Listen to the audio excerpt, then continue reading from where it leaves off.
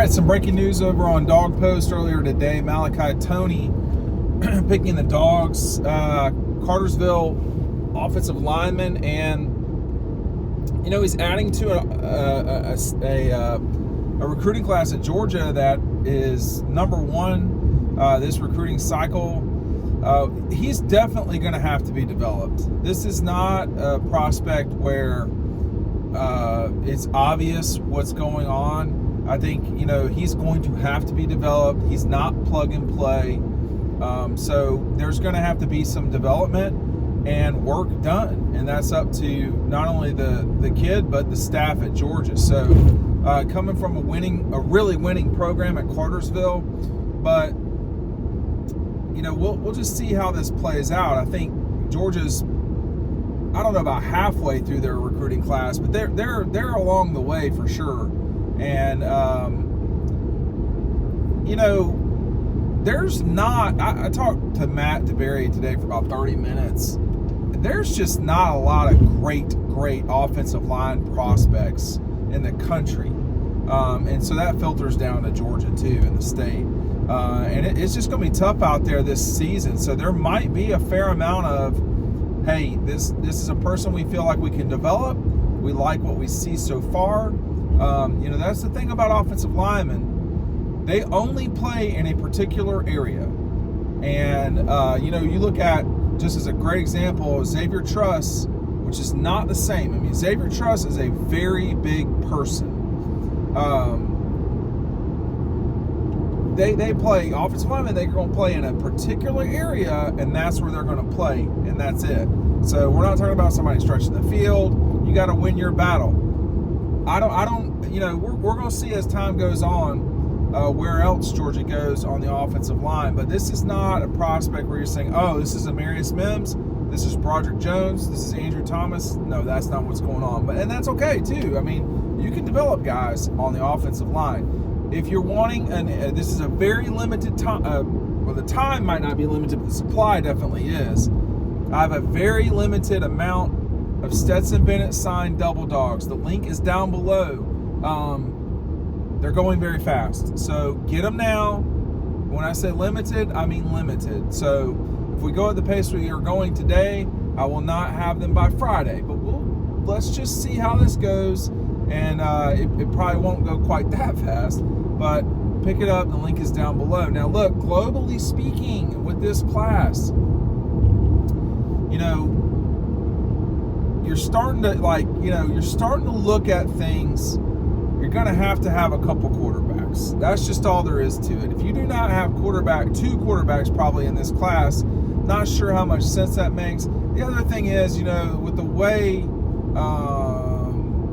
that the portal has opened things up, there's always opportunity to go get other people. But, development is not a bad word. What you want on your team are guys that don't play a lot to be developed while they're not playing. And, Jamon Dumas-Johnson, I don't know why he came to mind just now, but he didn't play a ton early in his career, not compared to last year where he just played nonstop. So he was developed. And, development is this every single day, doing little bitty things every single day in a repetitious way, a repetitive way, so that you can get to where you want to go. And that goes for every single position. There's no position that can't be developed.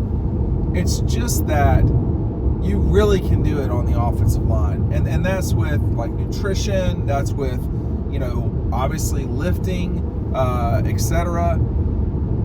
It's a spot that you really can do the hand placement. There's all sorts of things that really matter in the offensive line. Whereas like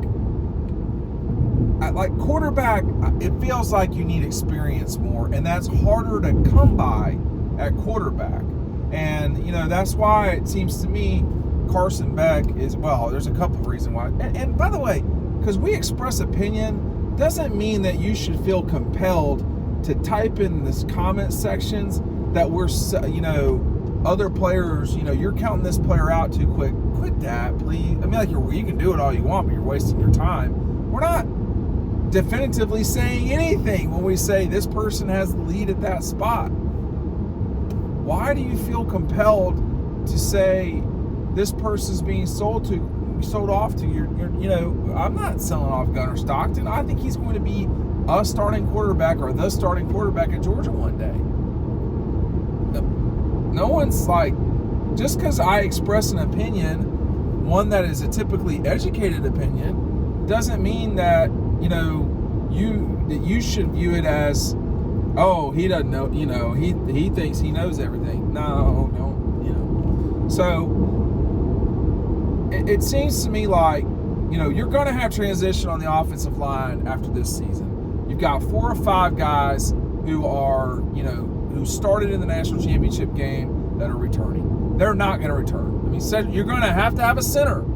You're going to have, Lamont Galliard was your center for a long time, and then you just could move your way, and now you got Cedric Van Pran, right? And centers are guys that are really important. They're going to have to replace their center next year. Who is that person going to be? And that person has to not just be smart, but they have to be athletic and, deal with all sorts of stuff on the offensive line. That person will be gone. Their tackles will be gone. You do not have,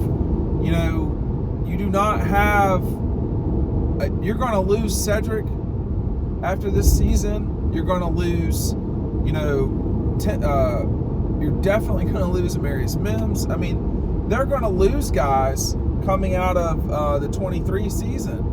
So the class of 24 would have an opportunity to come in and play. But we've seen over time that Georgia, as young players on the offensive line, they just don't come in and typically start.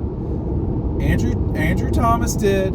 I will say that Andrew Thomas was a guy that hit the right place at the right time. Andrew came in at a time where there was not a lot of depth at tackle, okay? He came in at right tackle, boom, right away. You saw with Broderick Jones. Broderick didn't play a lot, and then he played a lot from that point forward. And, Broderick's if Broderick doesn't go in the first 20 picks, I'll be very surprised. He obviously, I think, will go in the first round. If he doesn't go in the first 20 picks, I'd be surprised. I would almost say in the top 15. We don't ever know with this stuff. But, and then someone could be, oh, you're doubting Broderick Jones. God, y'all are so annoying sometimes. And y'all know you're annoying. You know it. So, I typically don't read the comments, and this is the reason why. Because after 20 plus years of doing this, it's very rare that 100% of the comments are just like coherent even. So check yourself when you write your comments, y'all. I mean, there's no reason to come in and say you're doubting Broderick Jones. I mean, bitch, we were at Broderick Jones when he was 15, 16 years old, whatever it was at Lithonia. Watched him play. The kid was a star. But it takes time to get through the wash, for lack of a better term. It takes time to get through the development. And it does. I mean, Kirby, obviously vastly more qualified to speak about this than I am, but he's completely correct in talking about experience matters a lot. And one thing you're getting at Georgia now with players, they're getting experience because unlike the 19 season, they're blowing everybody out now. Now, will that continue? I don't know. But when you do that, you have the ability to, mix people in. Again, it was a tragedy that Devin Willock passed away, but he's a guy that was coming along with development. He was a very good example of these things. And so that's what I would watch with these younger offensive linemen. You have the kid from Camden County. There's Ernest Green. Ernest Green certainly could play this year, but Ernest Green didn't play at all last year, right? So there's opportunities, but these guys are going to have to be developed, and they're going to have to be developed by Stacy, Kirby, etc., and now Mike Bobo too. And this is an opportunity for a young man coming in from Cartersville to make a name for himself in like 3 or 4 years. This is not a guy that's going to come in and immediately play. And hey, man, it's just what it is. So it's an opportunity to be great, but it's not going to happen immediately. But this class, again, now you're still talking about the number one class in the country, the number one recruiting class in the country. Is this going to continue? What they do, they're missing. They need to continue punching on the offensive line recruiting. They're not where they need to be on that front. That's for sure, and they know that. But it's coming on April now, and you'd like to have a few more guys in the boat. The real problem is that nationally, it's not great out there right now on the offensive line. Anyway, thanks for watching. Get that Stetson book while you can. The link is down below. Thanks for watching.